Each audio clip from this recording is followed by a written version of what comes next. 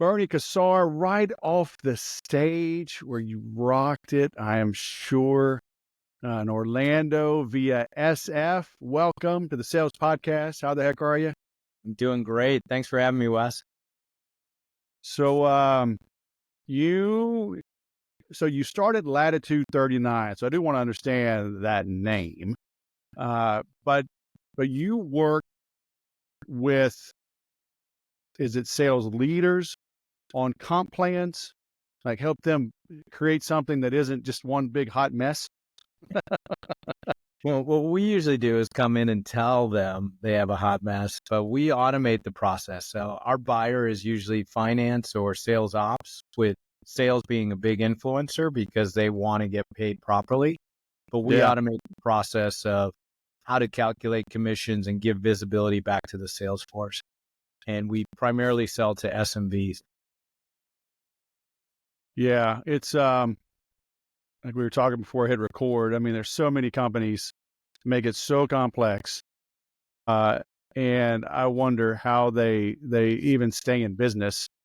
So it's cool that you automate things. Do you help them simplify it, or do you just help them automate it even if it's a hot mess? Yeah. We do our best. So I've been in this field for 25 plus years, worked at 3 different companies that have approached fixing this problem. And our main goal is when we get in there, if we see things are messed up, we tell them to simplify, because that's usually what the best thing is to do before you automate. I'm sure from your experience of implementing CRM systems, it's really simplify so everybody understands. And one of the big things is, and I'll give you some examples as we talk, but a lot of people put a lot of different components on a comp plan, and a salesperson can't think about 10 different things and how to get paid on those 10 different things. So the golden rule is no more than 3. And studies as well as empirical data have shown if you have 3 components on a comp plan, those comp plans achieve the best results. So no more than 3. So walk me through that, because I sold tech for a long time. That's what moved me out to California. We had a hardware component, we had a software component, we had a training and support component. So is that the 3? That could be the 3 in high tech. You could, within the products, you might say, you know what, training isn't as important. Let's look at within the product category.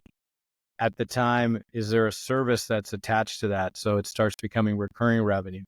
So the best companies look at creating their strategy and their objectives at the corporate level, and then aligning the sales comp plan to that. It blows my mind how many companies don't think about aligning sales comp to the business objectives. They come up with this great plan, but then the folks that are actually going to go sell and move the products that move your business forward, they're on a different comp plan. It's not aligning to the business objectives. So if you can come up with your objectives first, and when it comes to corporate objectives, I wouldn't do more than 10, but then when it comes to the sales team, is align them to the top 3 things that is going to really move the needle.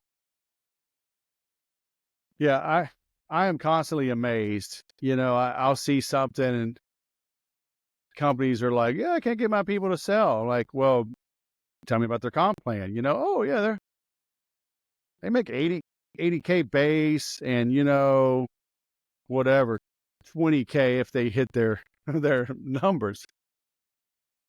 They're not going to sell. I mean, There you go. They're fat, dumb, and happy, right? And they pay the same amount, whether it's a new account or a renewal. I'm like, well, they're going to go visit with all their customers. They're going to bring them donuts, sit around, take them to dinner, get the renewal. You will never get new business. Like, oh wow, I never really looked at it like that. Hey, like, am I on candid camera? Are y'all punking me? Like, you don't know this, but it happens all the time. It does. I mean, that example you just gave, you nailed how you can change your business dramatically. Make it a 50-50 comp plan. That's what I pay our sales folks. Make them hungry, but then if they achieve their goals and exceed them, then pay them even more, because then the company's winning and they're winning.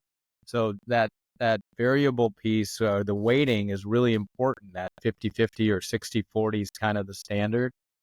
And then on top of that, the hunters and the farmers, you want to pay more for new logos. Yes, for sure.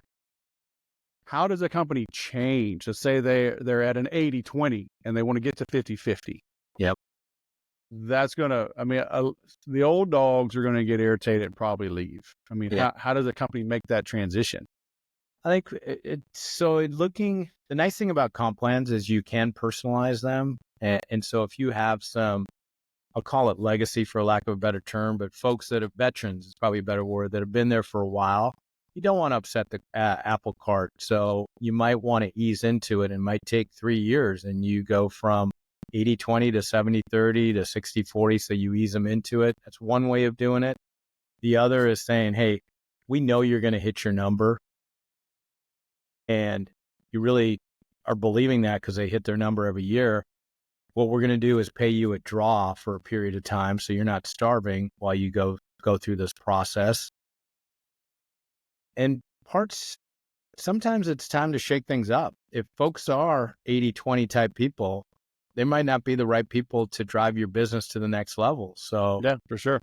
It's not a bad idea sometimes to get some hungry folks in that are excited about a 60-40 plan because they can really make some money. Yeah. Well, I tell sales managers their number one job is to recruit. I was just listening to another podcast, not as good as yours, but I was listening to it. Are any as good as mine? Come on. They said that's the number one head of sales. So if you're a VP of sales, your number one ability to be able to prove you can do the job is the people that you bring over when you first start. Are you going to be able to attract your number 2 or number 3 because they're just going to follow you over? And then constantly be recruiting, whether you're hiring or not, and you're constantly networking. Yeah. Yeah, it doesn't mean you're hiring, but when you find a superstar, you'll make room for them. Yeah, absolutely. Because your top salespeople are the ones that get recruited away, get rubbed the wrong way, and leave at the worst possible time. Yep. So, treat the Eagles well, right? Ignore the turkeys, let them figure it out, and be recruiting. When you find that superstar, make room. But so how did you get started into this? So I started my career in sales, software sales, I grew up in the heartland in Minnesota and moved out to California in 99. And that actual move, I was actually working at a company by the name of CompuWare in Minnesota selling software. It was testing software for developers. And at the time, before I married her, my girlfriend at the time got moved out to California. She was working for a VC firm. And we were thinking about it, and I said, why not? We're both young. Let's move out to California, get out of the snow of Minnesota. And at the time, I was going to move with the company I was with, but I decided to look at a couple of other options.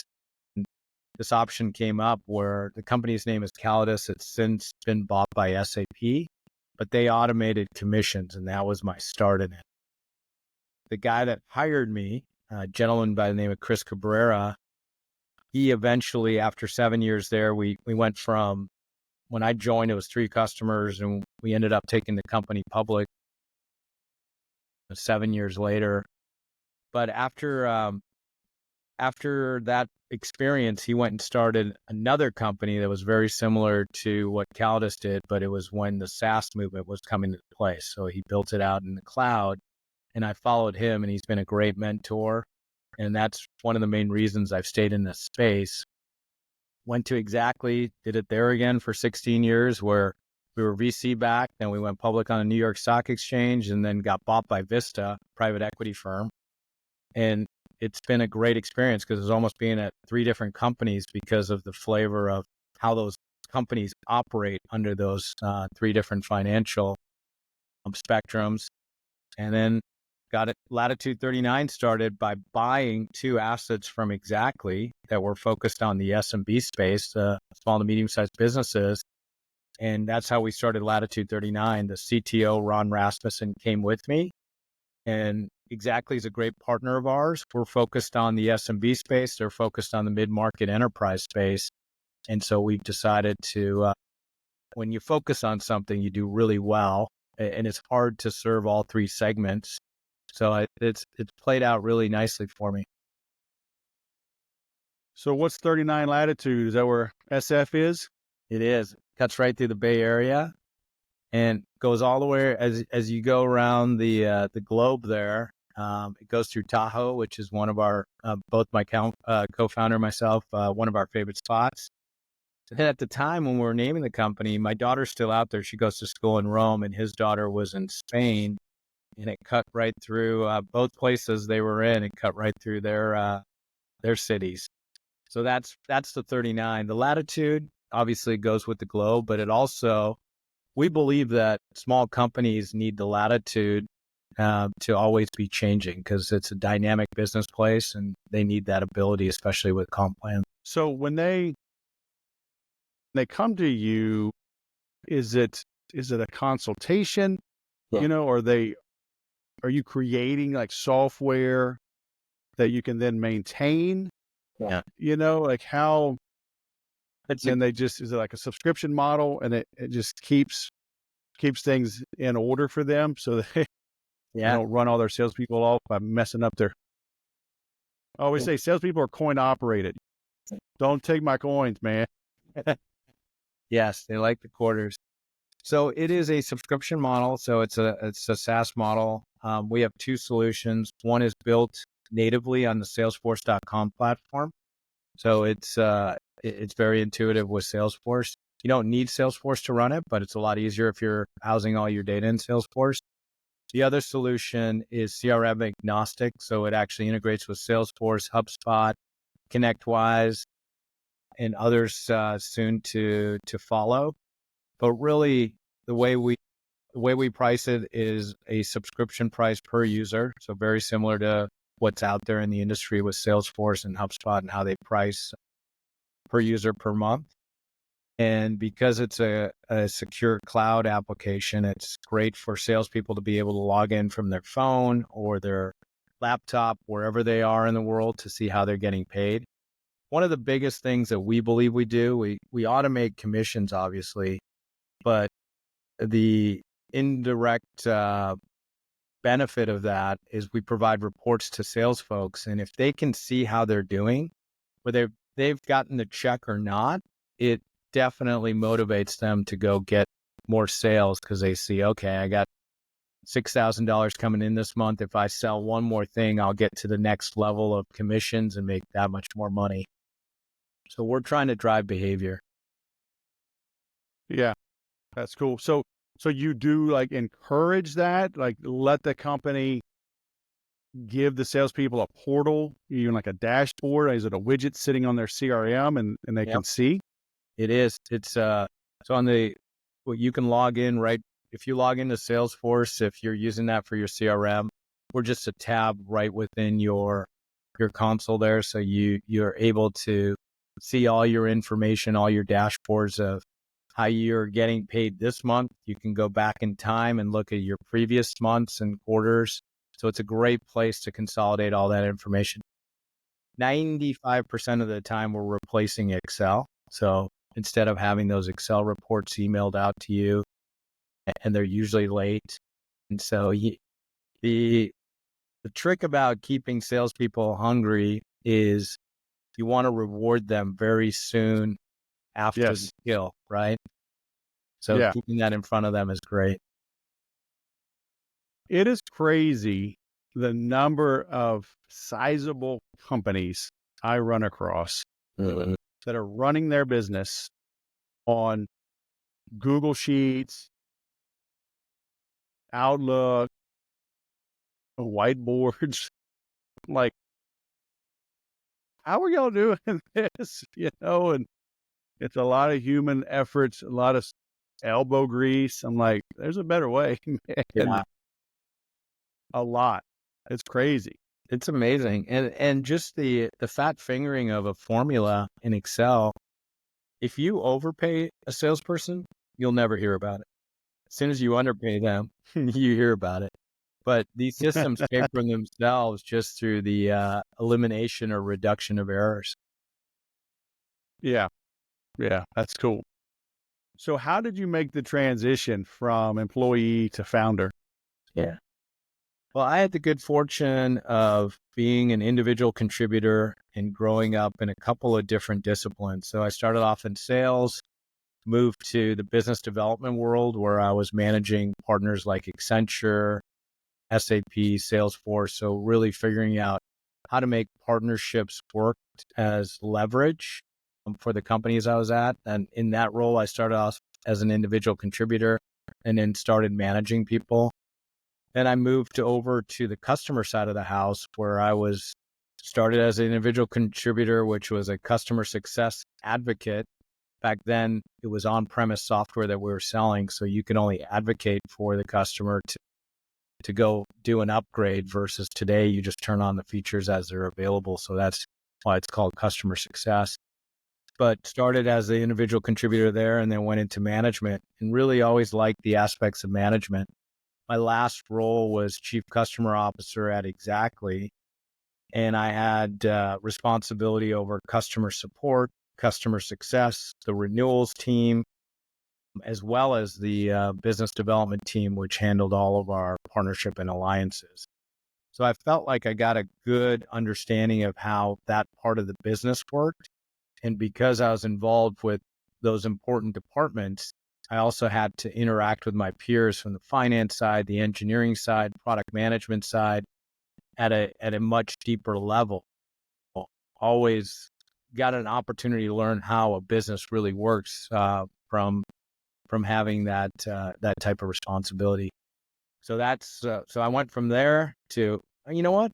Let me give a shot at this whole CEO founder thing. It was a good education, and I've had some great mentors along the way, like I mentioned. So, we kicked things off. You told me you were speaking, right? So, how do you juggle that with running the company? Is it like a big lead source for you? Like, are you strategic, like who you go after, and um, and is it? I don't know if easy is the right word, but I mean, usually if you're a keynote speaker, like you're not really pitching and selling, but I mean, you can kind of sprinkle little hints in, like does the audience kind of know, like, oh man, I need to learn more about what you do, or I think how, that's so how do you balance that, or sprinkle it, or it's leverage it? a great question. I've learned over time on watching great speakers not sell, but inform. So if you go out and educate, so I spoke to a room of CFOs today, and my whole approach was I'm going to leave these guys with information about what is happening in the industry with regards to comp plan design, what are some industry standards, so they can either validate what they're doing, they feel like they're on the right track, or say, oh boy, we should really think about how to change things. So I went in with the approach of just teaching, and by naturally talking about the space you're in and the space that you automate, you're going to have little opportunities for commercials. So I waited till the end, sprinkled in some commercials along the way, but gave them a lot of knowledge about what I'm seeing in the space today. Plus, backed it up with facts, with empirical data, and then at the end just said, "Oh, by the way, if you want to make this a lot easier, this is what we do." And probably out of a 60-minute talk, spent 5 minutes talking about the company, and the rest talking about things that are impacting their world. And to answer your question, absolute lead source, always networking, right? Whether it's a deal today or a deal tomorrow, it's if they don't know about you, you're not going to get the sale. So do you uh, like go after these speaking opportunities, to leverage that for the company, Yeah. or you trying to build like your own brand? Maybe you're gonna be Phil Collins and break off from Genesis, or merging the two, or what? Yeah. More of your Michael Jackson breaking off from the Jackson 5, but All right. Hey, fair enough. No, no, I'm kidding. But I mean, Abs- Bill Collins is still alive. So, I mean, but good point. Good point. Good point. Um, you know what?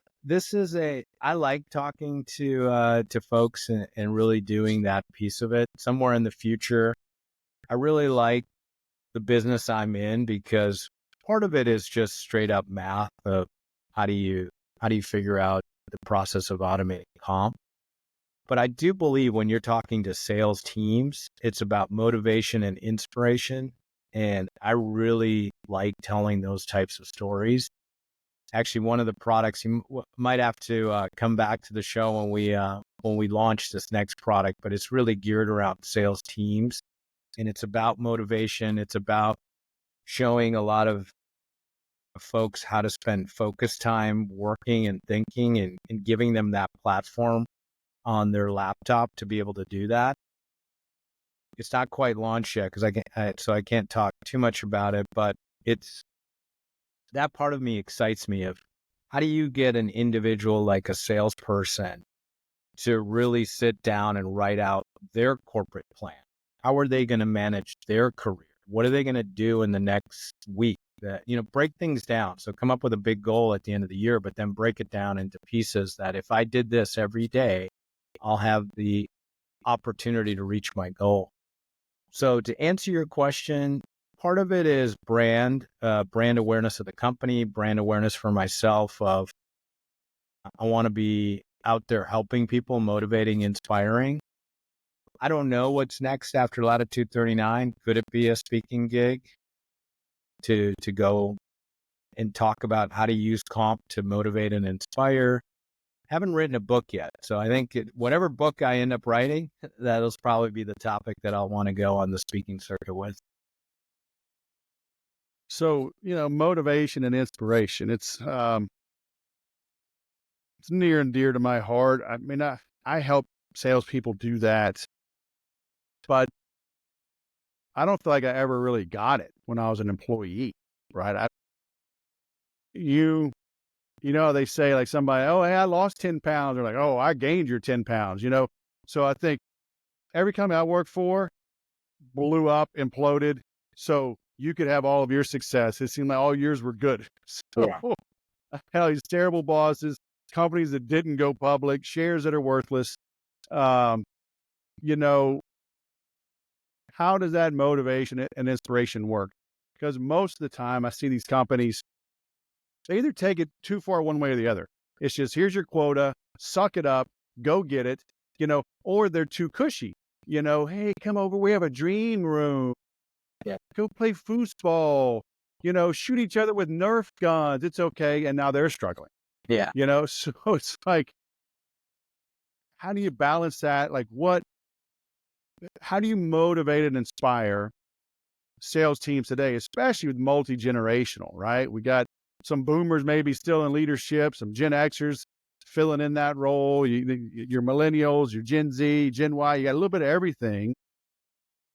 Now we're working from home or it's hybrid or whatever, and nobody's accessible. I don't answer my phone unless it's on accident. You know, marketing has their objectives. It's usually in conflict with sales. I mean, uh, how how are you helping teams massage this and put together something that's truly motivational and inspirational that they feel like they can impact and achieve on their own? Yeah. It's tough. I mean, everything you just described is real world scenarios that are happening. And with the amount of distractions we have from just this little device, and it's even worse for the younger folks because they were actually raised with the phone. Where I remember when I first got my first pager, and I was excited to have a pager, but you didn't really have to interact. It was just call somebody back. But the amount of distractions we all I was have. 2 months from turning 31 when I got my first cell phone. Oh, That was just a flip phone, right? I mean, yeah, yeah. Those are great phones. But I think the one thing that we still have power over is, and this is a great equalizer. It doesn't matter if you're Bill Gates, Warren Buffett, Oprah Winfrey, or a sales rep at a company. Everybody has 24 hours in a day. And so I think I like to break it down to the individual. If I'm trying to inspire or motivate a sales team, break it down to that individual and let them know that they own their 24 hours. What are you going to go do with your 24 hours? I also like to call it your 1440. That's how many minutes there are in a day. And that's what differentiates people. It's the one thing that is common amongst everybody, but everybody doesn't use it the same way to become really powerful at their craft or whatever they want to do. So I try to break it down to what you can control. And depending on who's in that audience, is make it pertinent to them so that they feel like they have the power to change things and they feel empowered because that time thing is so important. And then, just take it up a level.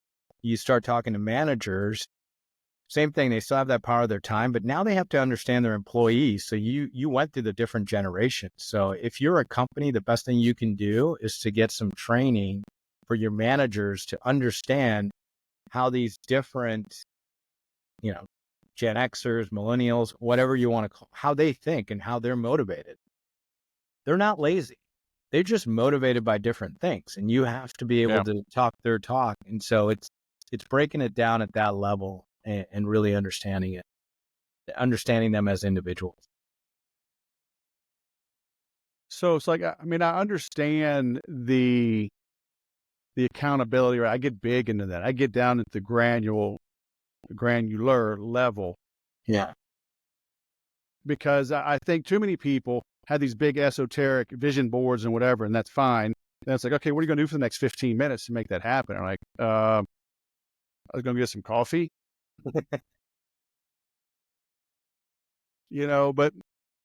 it's like leadership has to get on board with this. Yeah.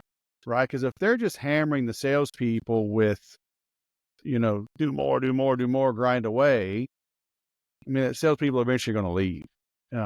They got to feel like there's something meaningful, that it is achievable, that they have some support, but then you have sales leadership, they're plucked from the sales team and they don't have training. They're aggressive, lone wolves, belittling the team. I grew that territory 5 years in a row. That's why I'm the manager. Like, well, crap, you want to take it over? Yeah. So how, maybe you can share like how you do it with your team. Like, do you have a big sales team? Like how many folks I have a smaller after it for you? team, but I have managed bigger sales teams. And I think the number one thing is accountability, right? I'm a big fan of the old cliche of work hard, play hard, but you build rapport with that team. You have times where you guys can kind of joke around, and it's not always just pounding them for more results, but then you hold them accountable. And the way I like to hold people accountable is ask them, okay, here's your numbers. That's not negotiable, but how are you going to accomplish that? And helping them figure out a plan.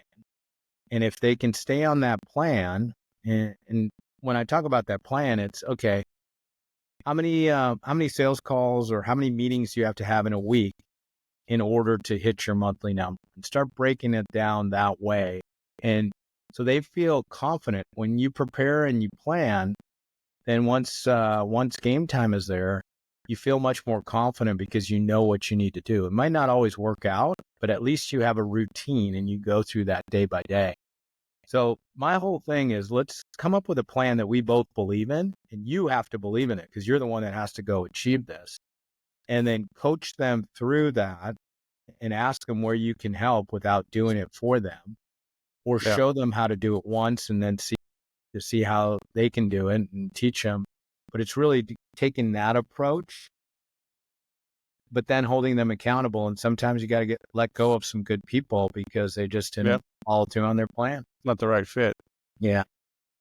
What tools are you giving your people now to help them is like how, because they're reaching out to CFOs primarily, or sales leaders, or a little bit of both.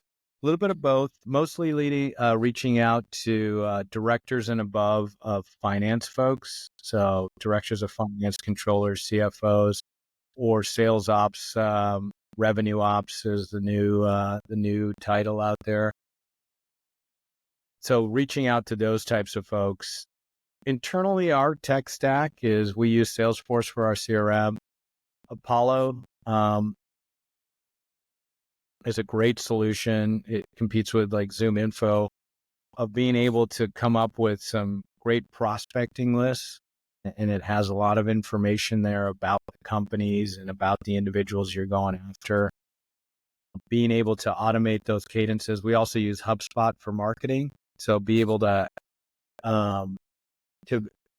be able to engage with a large population by having different email campaigns. The same way you said you don't answer your phone, I don't do that either because I'm always getting a sales call. We get inundated with emails, but believe it or not, every once in a while, an email will catch my attention and I'll actually respond. So being creative that way. LinkedIn, we use LinkedIn Navigator. It's a great way to engage with folks. So being able to invest in those types of solutions to make them more productive is the route we're taking now, and providing that air cover from a marketing aspect. And then, I mean, that's a solid tech stack. Do they get a lot of training, or do you have like an internal, onboarding? Hey, go through these, create your accounts, learn these things, because it can be daunting. And do you turn salespeople loose and let them use Apollo? Yeah. Like from a marketing standpoint, or just to pull a list and then kind of throttle them back so they're not sending 10,000 emails out on your letterhead? Yeah. We throttle them back a little bit where we have some guidelines around how they should go after their territory. I got lucky and I got to hire some former folks that I worked with that went through enablement, sales enablement from the previous company I was at, which was Exactly.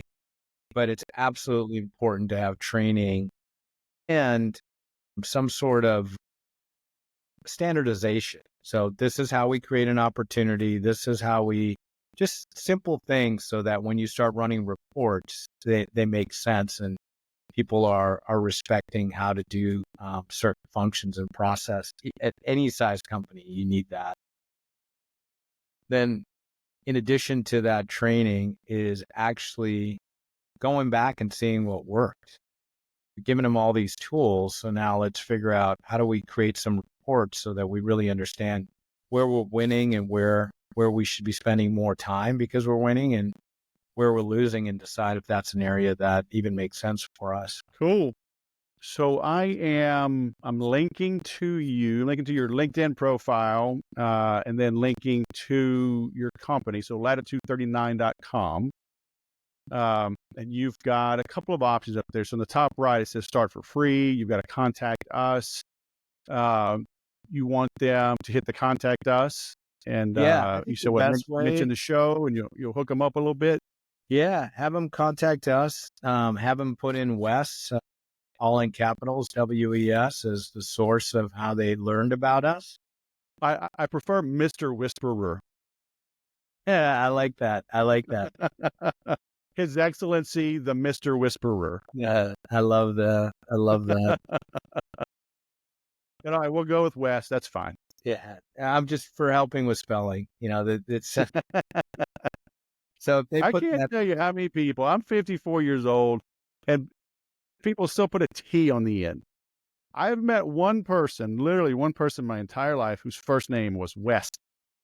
Well, you're kidding. But I digress. Okay, but I got to get this off my chest. I feel connected to you. Like I can share this with you, and you can empathize with me, right?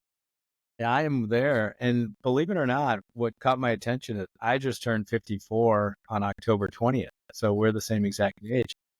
Nice. So that's a close connection there. I'm 6 months older. I'm 6 months older, so you have to call me sir. All right, that's how it is. Yes, Age. sir. That's it. That's it. Mr. West, Mr. Whisperer. I like that. Yeah, definitely have them hit the contact us button if you're out there. We can do a quick call to assess if we can help you. We're very transparent on, hey, this will work for you or it won't. And if it won't, we'll tell you why, because you probably have a too complex of a comp plan. It's not helping your salespeople at all, but we'll tell you what best practices are and try to show you the way. But if you do that, I'm happy to work with these companies. And in fact, if you come through this podcast, we'll give you 3 months for free on your initial contract. So that would be something I'd love to offer to startups that are out there. We work with a lot of SMBs, so folks that have sales teams. On our systems right now, we're managing folks that have anywhere from 5 sales reps to a couple hundred. So we can definitely scale with. Nice. I'm gonna warn everyone. I mean, you seem like a fast talker, man. I'm gonna tell them be on guard when they call you. Don't fall for these gimmicks and tricks and bait and switch. I feel that strong. They better be on guard, man. But I think they'll handle themselves. I think you'll be all right. Awesome. No, I love it. I appreciate it. So when do you fly home? Tomorrow? I do. Tomorrow. Or are you going to the conference? I'm going to the conference all day tomorrow, and then I head back tomorrow night. Man, that 3 time zone, I don't know, man. 2 time zones, I'm okay. 3 time zones, yeah. I think I'm getting old. It wrecks me. Well, I don't know. Are you okay with it? I am.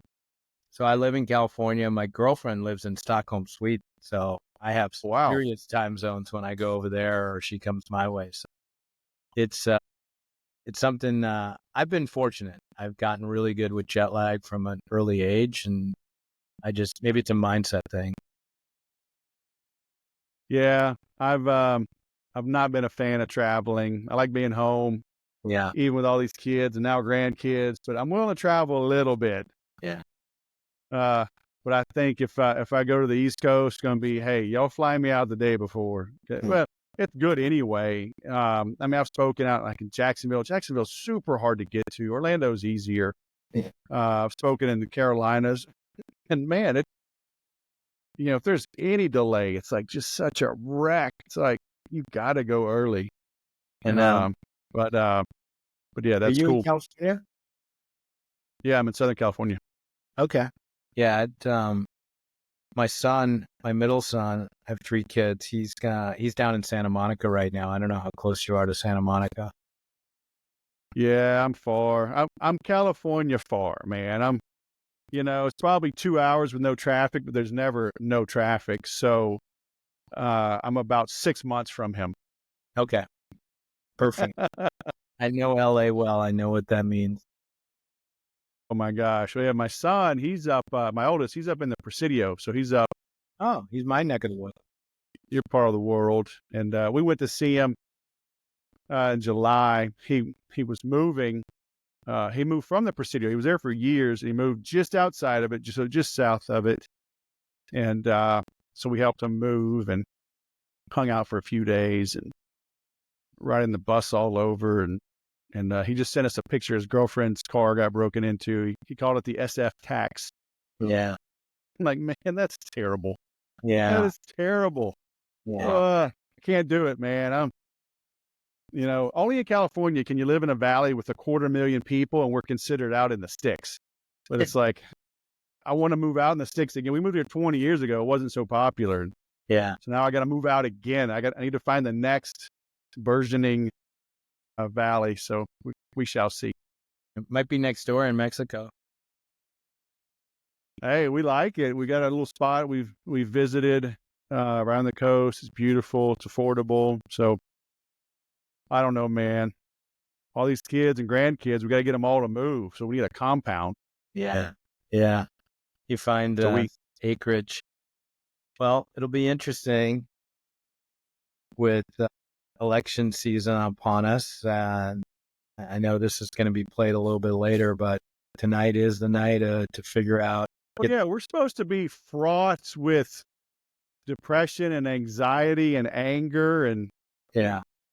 what's wrong with us? We just like talked about business. Yeah. Nah, life's too short to like actually buy into the media crap. They're just trying to create a frenzy when there doesn't need to be one. People are losing their minds. Yeah. Oh, well. Well, man, it's Miller time for you. Hell, it's almost Miller time for me. Yeah. So, Bernie Kassar, latitude39.com. Thanks for coming on the show, man. It's been great catching up. Appreciate it. Look forward to talking to you again. All right, man. Sounds good. Have a good night. You too. Take care.